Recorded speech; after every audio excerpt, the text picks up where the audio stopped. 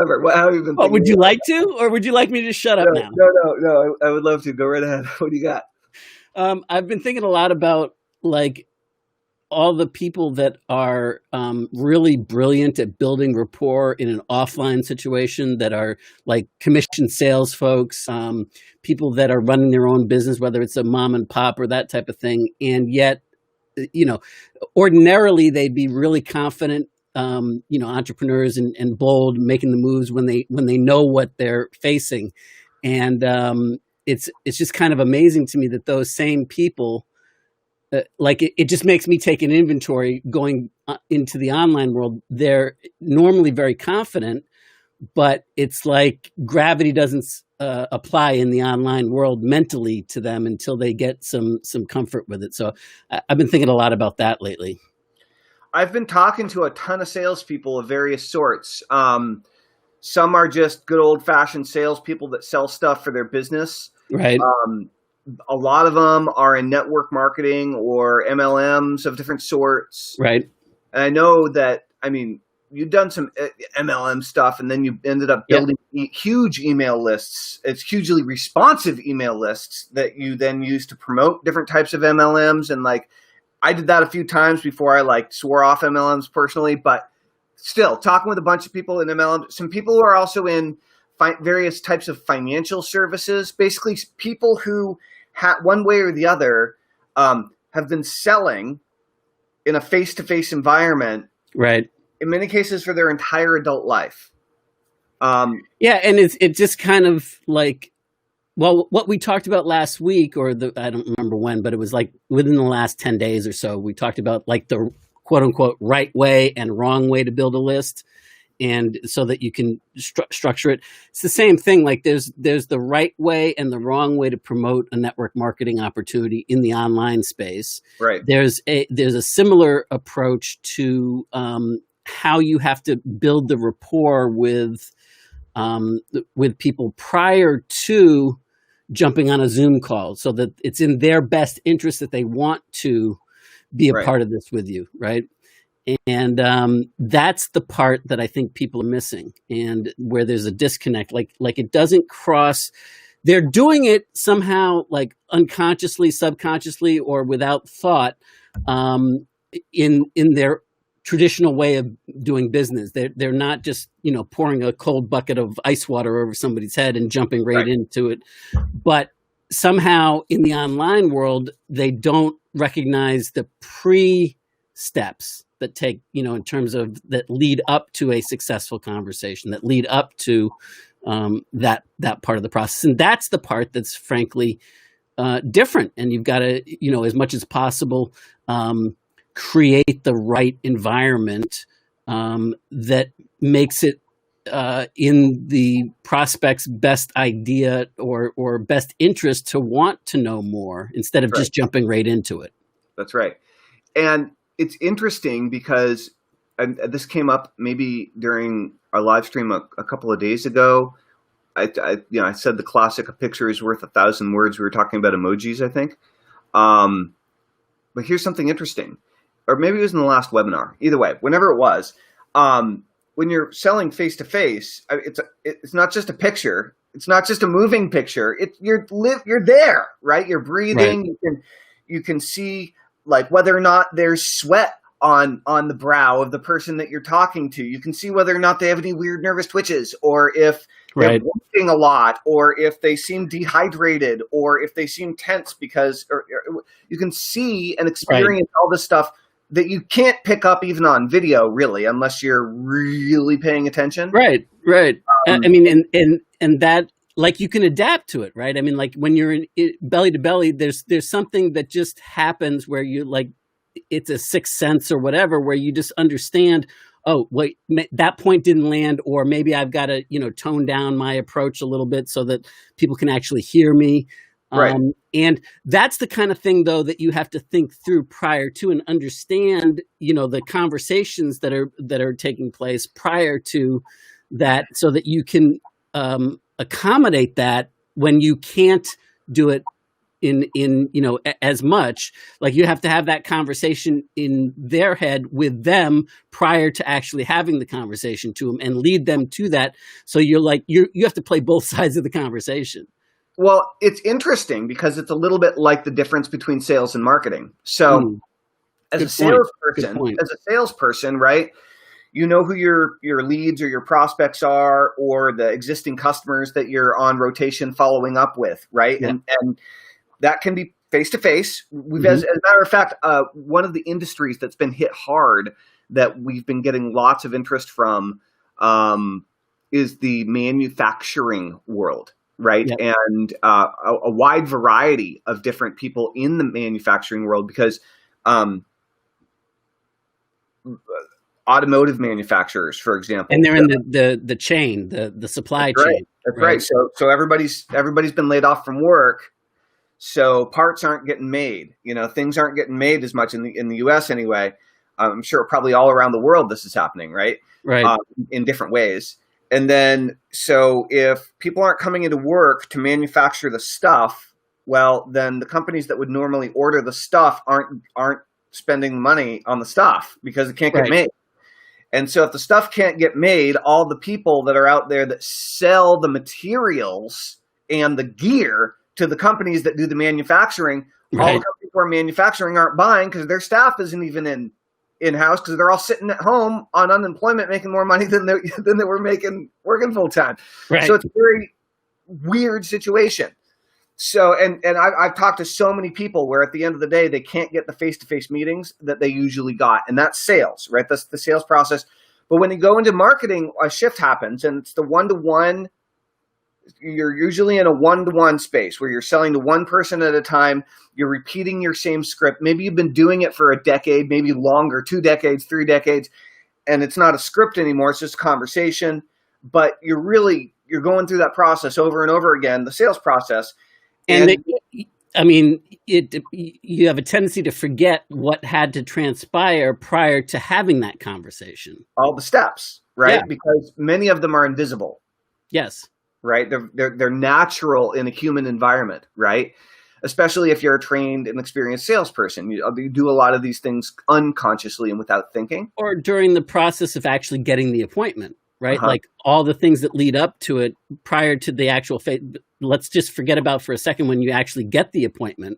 Right. But leading up to the point where you've got that interaction and where the other person, the prospect, the client, whatever, actually gets on the line with you or is willing to meet with you, whatever that might look like. Exactly. So what happens then when you can't make any appointments anymore, right? When your appointment book goes from, gets cut down by 4/5, you have 20% of the number of appointments that you have. Well, your sales plummet. And if you're a commission-based salesperson, you have no money left. Right. If you're trying to make phone calls to businesses that are closed and nobody's returning your calls, and when they do, they're all frantic and freaked out because they're understaffed and overstressed, you're going to have a hard time selling anything to anybody, even if you do get an appointment. Right. So the shift that happens is you go from the one-on-one or one-to-one to the one-to-many environment. And when you go one-to-many, that in many cases is where the shift happens from sales to marketing, because the way that you communicate and connect with a group of people is very different than the way you just do it exclusively one-on-one. Yes. Yeah. The other side of it too is, or connected to it, is that in addition to the one-to-many aspect of it with marketing, the other big difference is that you can't look at everything in isolation, in a vacuum, because it doesn't exist in that one, singular situation. So like if you're a commissioned salesperson and you have a marketing system, you work with a company that all you've got to do is call them up and set the appointments, then you need to start thinking about strategically what had to happen prior to that again. You know what I mean? Mm-hmm. Let's see. Michael, what's going on, man? Nice mask. It's funny seeing how things, let me see what he says here. it's funny seeing how things we have been doing for our own online businesses are now crucial for the brick and mortar businesses to survive. Yeah, Dude, for so this sure. is the interesting thing that's happened, Michael. Exactly. Is that those of us who have been online for a decade and a half, 2 decades, were at the cutting edge of all of this stuff back when everybody else thought it was weird. Nobody could understand what the heck we were doing or why, and nobody thought it would work. And what we were battling is skepticism. Because if we were trying to teach businesses or entrepreneurs how to build online businesses, the thing is, I've never seen that before. I don't think it's going to work, or I've never seen that before. I don't think it's going to work for me or my business. I don't get it. Sorry. And now there's been a shift where people are all doing a lot more business online than before. Long before we had any kind of a pandemic issue, I do want to mention that we use the word pandemic in our title and description or description, and we have like a very, very low live audience right now. It's like, Yeah, and also, I mean, that could definitely be a part of Facebook's penalty for doing that. And also, it's Monday, and they've been catch as catch can. It's so that's hard to right. That's tell, right. That's right. and I don't know if you broadcast this weekend, but I didn't. So we didn't have any momentum from the weekend either. That's right. That's right. So lots of facts. At any rate, so it's been interesting to see all of these normal or traditional businesses rushing toward the internet now. You're right, Michael, out of necessity, and now it's no longer convincing them that it's possible, but it's a matter of people really believing that it's going to work for them, especially if they have a very long-term successful business, and having the flexible thinking around that, right? I think at the root of it, it comes back to uncertainty, right? I mean, like everything that you were talking about earlier with, when we were on the cutting edge and everybody said that wouldn't work for my business and all of that, what they were really saying is they were uncertain that it was going to work. Now, the same thing is what's holding them back. They're uncertain as to what the future is going to be, and they're uncertain whether they can successfully make the jump and make it happen. Right. And so and it's, I hate to say it, but it's 100% mental. I mean, that it's a limiting belief that's holding them up, as I believe it always is anyway. Yep, it's the hesitation trying to jump off the rock at the top of the cliff into the river, and you can't quite work up the gumption, and you don't have to. Or it's a jump based on desperation. That's instead right. of well, shit, I got to do this. So now I'm all frantic, and I got to, and you start making poor choices in the way that you go to execute it. So of course, there's only one way that can end, which is not very, helpful. Here's a reason that existing business owners have a greater chance of success moving online than someone that's never started a business before. Check this out. So I was talking to this awesome woman on Friday, I think, and single mom, and she had 2 or 3 different opportunities that she was involved with, right? One she had been involved with for a while, all part-time income kind of things, but it was all just to make money. She was just, over the course of our conversation, it became very clear that she was in survival mode and she was chasing the dollar.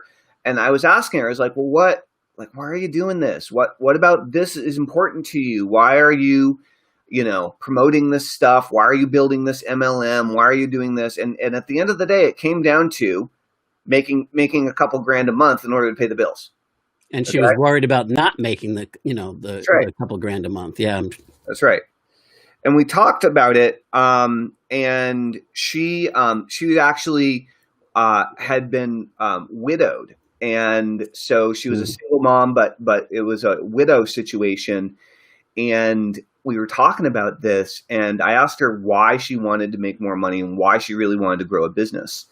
And she said she wanted to make more money so she could put it into her dream. I was like, oh, well, what's your dream? And she's like, well, I have a dream of helping other single parents who lost their spouse to make it through and figure it out. And I was like, Okay. And so I was I talking mean, to her that's a about this, and perfect all of thing a to sudden, build an audience around. all of Yeah. a sudden she just lit up, and there was like, she had something to say about it, right? And like Yeah. she had experience, she had knowledge, she had interest, she had passion, she had desire, she had stories. Whereas all the other like little financial opportunities that she was chasing, she was doing half-heartedly. She didn't really give a crap about them. It was just like clock in, clock out. Hopefully, it'll make them enough money, to bring everything together this week. And people are stuck in this. They and we all do this. I'm not immune. Okay, is that when you're in a financially desperate mindset, whatever that means to you, for Yeah. whatever reason, doesn't matter. It's so easy to get stuck in chasing the money instead of chasing our dreams Yeah. and what's really important to us. And then as soon as it gets monotonous, as soon as you get stressed, as soon as you get too tired, you can't keep putting Well, the teeth in anymore, the right? interesting thing about that is that all of the opportunities that she was pursuing, and I don't know the details, obviously, Right. And I left but it out yeah, intentionally, right? yeah, Yeah. no, and they don't matter in this case. But it's not to say that they're good or bad or But imagine this: take that positioning that gives her the passion, that gives her the focus that to do that. Build an audience, build a relationship with other people just like that, and all of a sudden, all of those other things are workable. They Right. are monetizable coming from that direction, but Uh-huh. not leading with the opportunity, so to speak, but Right. leading with the hey, I feel your pain. I know exactly what you're dealing with in terms of losing a spouse and trying to raise a family and be there for your kids and at the same time be the sole breadwinner and I know exactly like so you can speak that language. Now all of a sudden when you give advice, it is taken, you become, you're well on the way, if you do it properly, to becoming their Oprah, where they are listening to you. And because you're recommending it, that this is how you are pursuing getting through the catastrophe or the pain, That's right. that then it has more weight. And that's very, very different than leading with a particular, affiliate opportunity or network marketing opportunity, whatever. And just one more thing that I want to point out about this, and this is what I used to call, escaping the clone syndrome, that I wrote a special report on this back in 2006 about the way everybody seemed to be promoting launches and affiliate opportunities. And it was all the same thing. They were all saying the same thing. Right. And you put that in front of it. The same thing with network marketing. The same thing with that process, where a lot of network marketing companies don't allow advertising, don't allow you to do anything that promotes anything other than their way of doing it. But that doesn't negate her leading with this type of an approach and building an audience around that. And then because that's her influence. She's expanding her influence, creating the bond, and then she can promote whatever the hell she wants. And you know what? You can do whatever you want to promote that because that's you. That's your brand. That's right. No, it's so true. It's so, if you think about it, well, single widowed parents. I don't know if it's a widow or if you're male, is it a widower? What's that called? I don't know how that I don't know. Anyway, male or operates. female, if you lose your spouse and you're a single parent, like there's so much challenge, Yeah. so much emotional heartache and grief and financial challenge and living adjustments, all these things abruptly, right? Yeah. Such that, I mean, somebody that's never lived through it, even if they're a single parent, but they're not a single parent because they lost Right. the love of their life. And I mean, like, we can't understand that. Can't understand it at all. And so, but do you think that those single parents are now, for example, desperate for a situation where they can make some part-time money working from home while they're raising their kid? Yes. Well, once you have that bond and that connection, and maybe you're writing articles once a week, maybe you're doing a stress relief meditation on YouTube, Right. where you're walking them through some positive affirmations and positive thinking so that they can get their feet back under them again, or whatever. You're connecting with them on a deep emotional and personal level. And then, okay, well, you know what? Here's how I've been making money for the last 5 years part-time while I've been trying to make this work. And I'd be happy to teach you if you want to go check it out. Here's a link. Right. See, boom. under conditions, it's like the pandemic or whatever you want to call this phenomenal uncertainty in life right now becomes an enhancement tool. Right. Whereas it becomes a stopping point the other way around. Right. Right. So It depends on whether you're going to basically play victim, okay, or whether you're going to step up and lead your people. All right. Are you going to continue allowing the pandemic to be the reason that you're not successful? Or are you going to realize that all the people that you're looking to help, your lead, these are your subscribers, they're your followers, they're your fan base, they're your client, they're your customers. Are you going to help them through it? Because if you are, now you have something to stand on. Yeah. Sometimes though, it just takes it's not necessarily that they're playing the victim. Sometimes it's just they need it. Somebody that's outside the situation that has a different perspective that can say, hey, wait a minute, this is actually the best news of all. I mean, how many times have we been working with one of our NPod clients and say, well, wait a minute, no, you got this backwards. This is actually awesome. But they need to have that reframe. And once they have that just a little tweak to their thinking and to their perspective, it's off to the races, right? And, until you learn how to do that for yourself, then, having somebody there to help you, to guide you, that you trust, that's important. And then once you have the confidence that, hey, I can realign my own frame of reference on my own, but that comes later, right? And so that's why I believe that a lot of people can get stuck in that negative spiral of playing the victim and whatever else, even though they have full intention of wanting to be, that driven, ambitious person. That's right.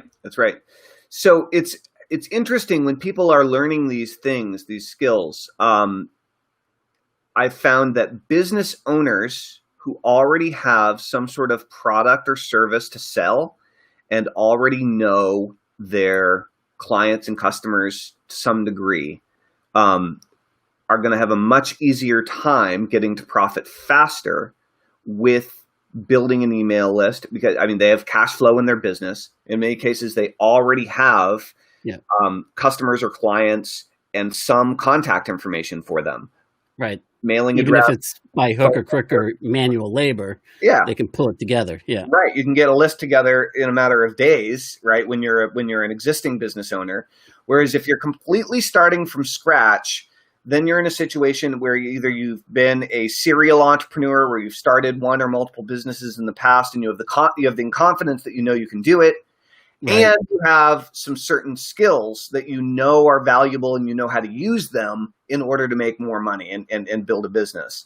Whereas if you're just starting out from scratch for the first time building a business online, totally possible. As a matter of fact, I know tons of self-made, tons of self-made millionaires and some multimillionaires who did start their first business online.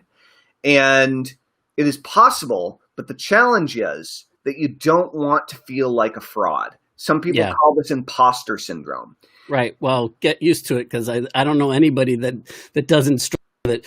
I just saw another comment that didn't come through on the main thing on my homepage from Michael, and he said, "You guys are awesome. I grew up in my marketing career learning from you guys." Thank you so much, Michael. I appreciate your words, and then your other comment. I don't know which came first, but for some reason they didn't push through. Yeah. It's Restream seems to not always be the best with that. Oh, Eric Stafford, what's up, my brother? How's it going, dude?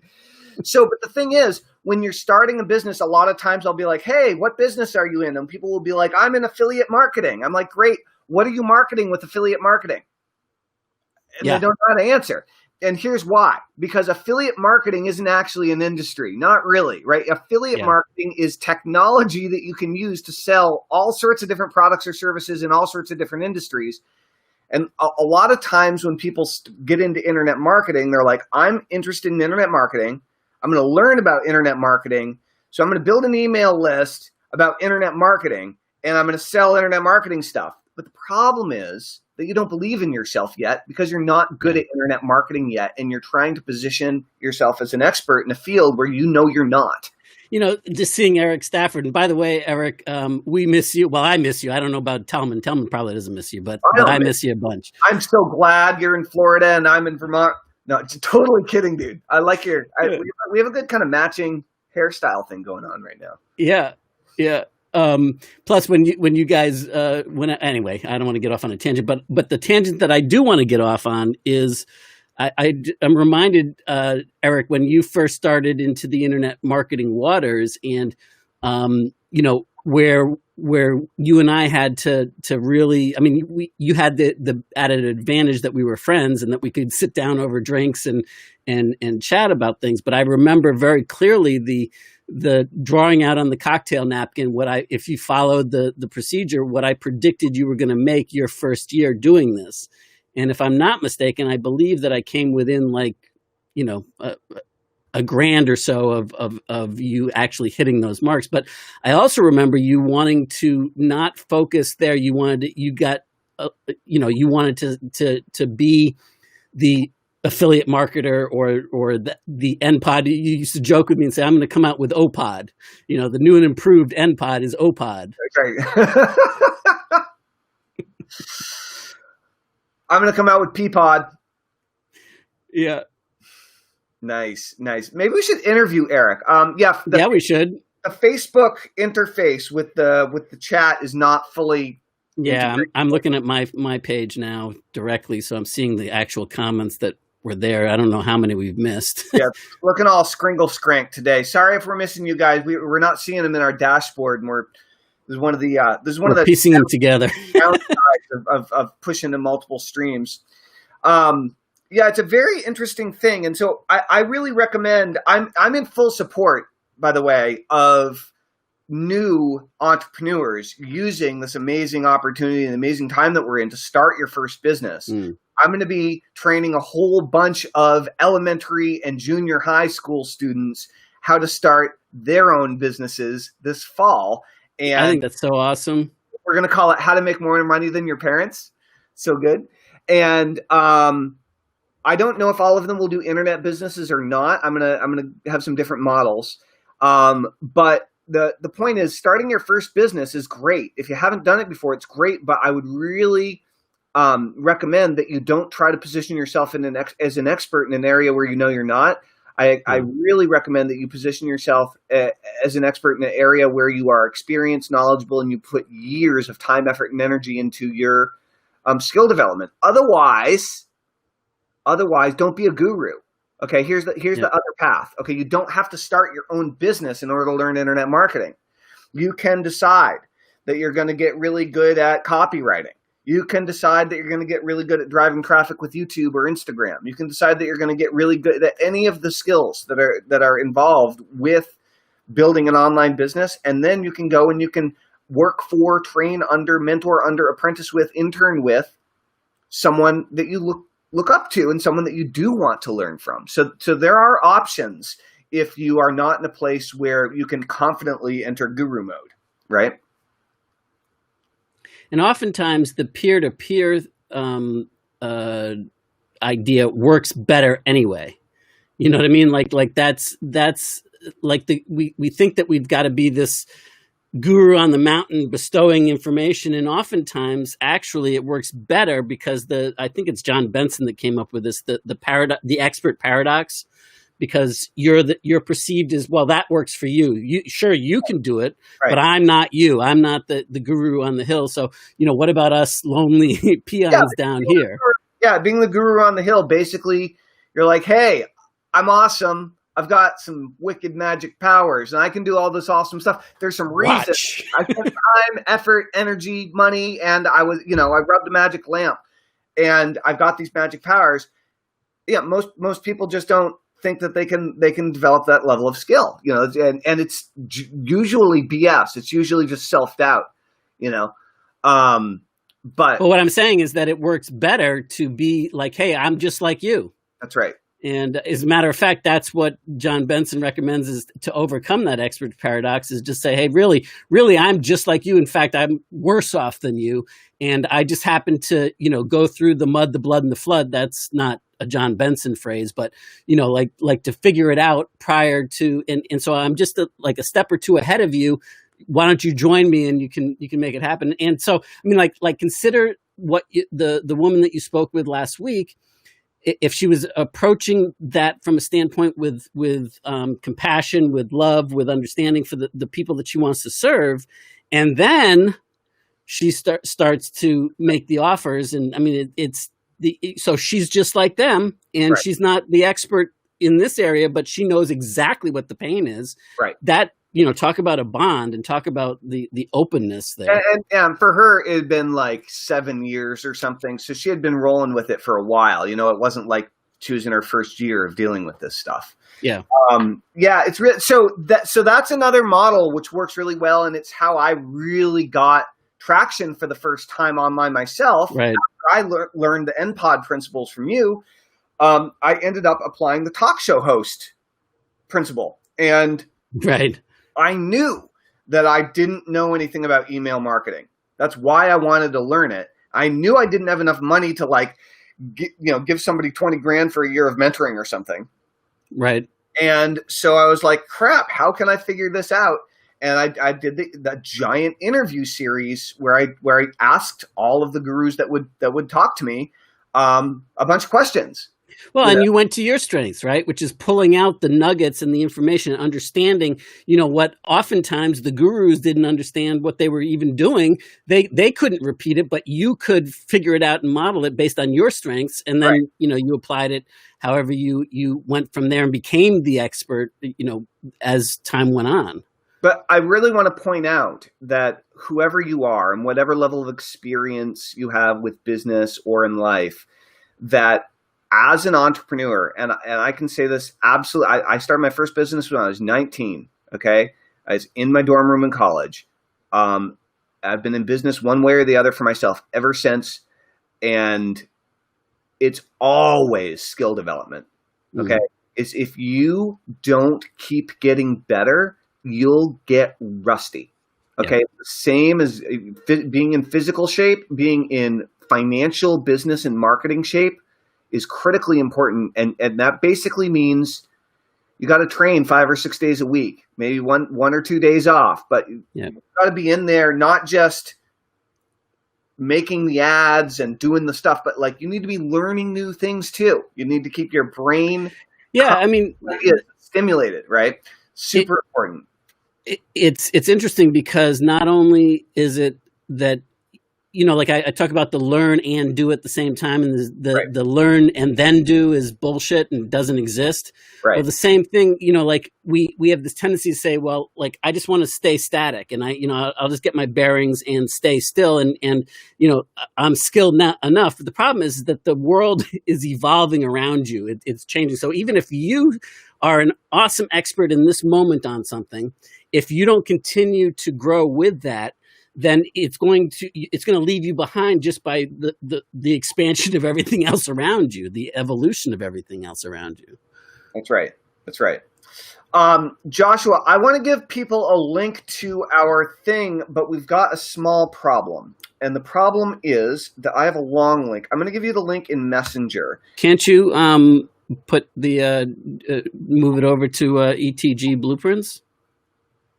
I suppose. ETG workshops. I can just do that, can't I? Yeah, just set the default page in ClickFunnels. I will. All right, guys. So guess what? We have a webinar coming up, and I'm going to go ahead and just do that right now. Joshua. Yes, sir. Are you willing to click on that link and tell these guys a little bit about our upcoming webinar? Sure. The one that you sent me earlier, or the new one that you're putting together? The one that in this week. But the original link. Oh, I'm just saying I'm gonna. Oh, this says setup not I don't want to be doing this. This says setup not completed in the thing. Here, you talk about it. I'll fix it. All right, great. We're going to switch. All right, guys. Roles. So here's what's up. Sound a little weird. All right. So we're doing a webinar, and it was originally going to be a Zoom meeting, but then Zoom got all weird and wonky this morning. So it's actually going to be a GoToWebinar meeting. And this meeting is specifically for business owners, entrepreneurs, and salespeople that are looking to make the shift from offline to online. Okay, so if you know that you need to make the shift from offline to online right now in the fewest steps with the greatest profit possible, we're going to be going through the 11 secret ingredients that I learned 17 years ago from Joshua Shafran.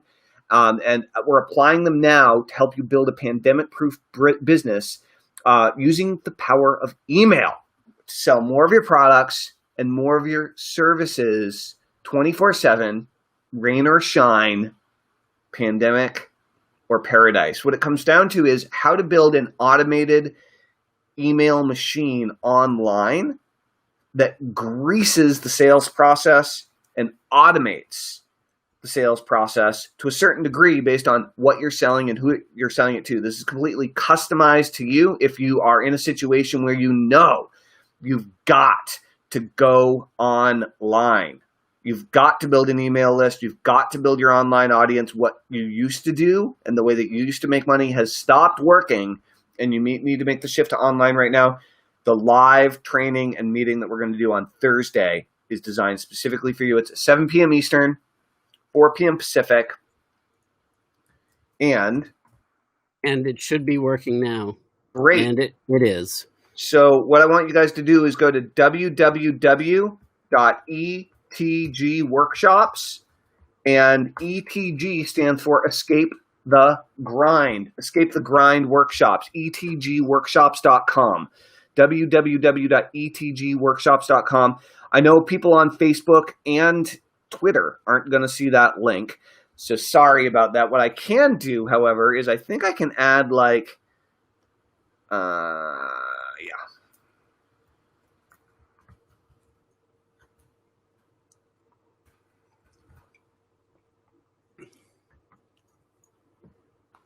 Ta-da! www.etgworkshops.com.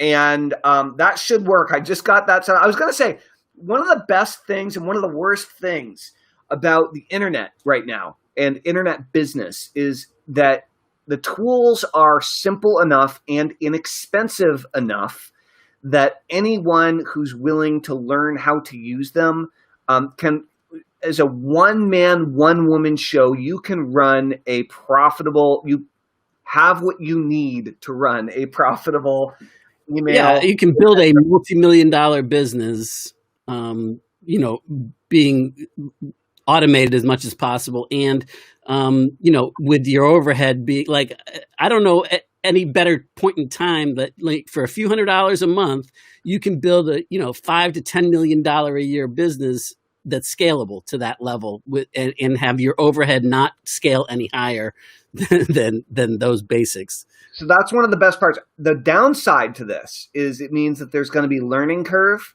and it's going to mean that if you're doing it all yourself, there's still a lot to do. And the good news is you can do it now. Before, you couldn't. You had to hire a designer. You had to hire a programmer and a coder and a tech person and all these.